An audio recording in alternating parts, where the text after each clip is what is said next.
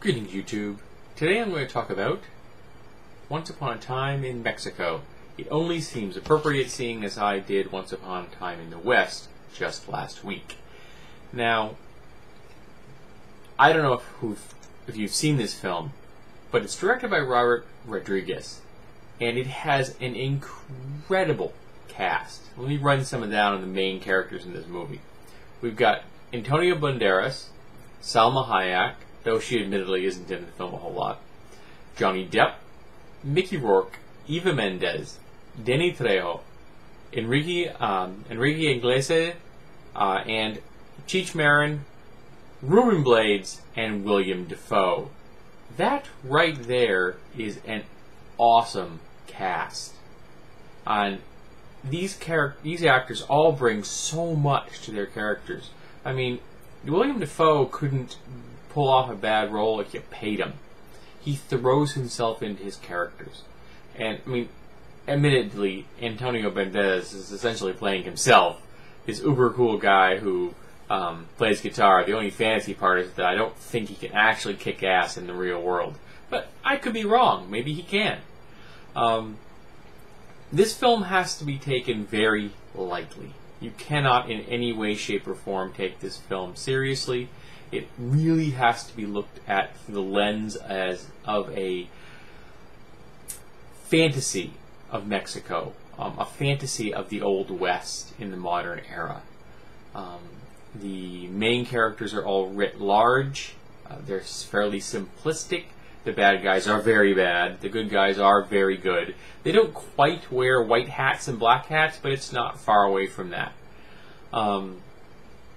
Nothing is really subtle in this film.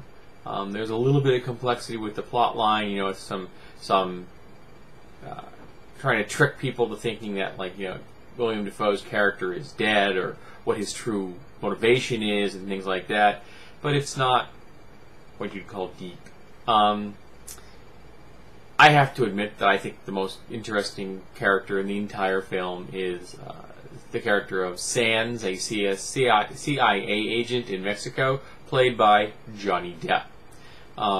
He brings so much to this role, and he really made it his own. I listened to the commentary track when I watched this last night, or Friday or whatever, and the director talks about how Johnny Depp took his dialogue and significantly changed it. For example, the simplest thing was basically taking a lot of the swear words, and I think that he only swears a couple of times in the entire film, and it's done for really good effect. The rest of the time, he threw in his own phrases, and he was only on set for 8 days, but because they were using digital cameras, which allowed them to view what they were doing as footage immediately. I mean, they'd film it, and within 20 minutes, they're looking at it on a screen.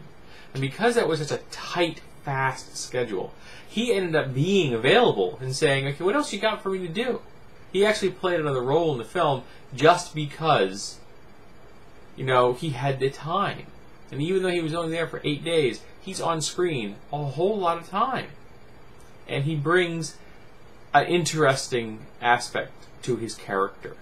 This wild wahoo CIA agent in Mexico, so far out on a limb by his own, you know, with no support, and yet he's doing what he wants to do, and he's absolutely crazy. There's one of the characteristics he has is he eats this particular pork dish at every restaurant he goes to in Mexico, and I can't remember the name of it. There's actually, according to Rodriguez, there's actually a recipe on here to show you how to make it. And he's always looking for the perfect version of it. And when he finally finds the best version of this dish that he has ever had, when he's done, as he leaves the restaurant, he kills the chef. Because he doesn't want anyone else to ever share in what he has experienced. Absolutely insane. The basic storyline is you've got a corrupt bunch of rebels and government officials who want to overthrow the government. The government itself is pretty much not balanced well and not all that reliable. So these kind of like, it's to my mind, it wasn't just like good guys and bad guys. It was like different shades of incompetence. One was just more overtly evil than the other. And, you know, Antonio Banderas' character, El Mariachi, gets involved. He's out for revenge. He wants to help preserve the current leader of his state. And, you know, the ensuing wackiness and violence that it takes. These characters are mythic. They're very much out there on a limb as far as realism goes. So don't ever view this film as an even tangentially real action film. View it as a mythic Western. If you look at it like that, it's a lot of fun. And the commentary track was very good in this because it was interesting because Rodriguez is assuming that anyone listening to him is interested in the film structure itself. How to cast a film, how to get things done, how to use lighting and the camera. He talks a lot about using digital cameras so that he could film things and change things quickly and efficiently, and he could do so much more with the way zooming was available to him, and the way lighting effects could be used because of the technology he was using. So it was really deep into the whole aspect of how to make films. I really enjoyed that. And he's also a fairly likable and affable kind of person, so it was enjoyable listening to him talk about the film itself. So I really enjoyed this film, and I think you can view this even if you haven't seen El Mariachi or Desperado. I don't think you need to see those two films to enjoy this one.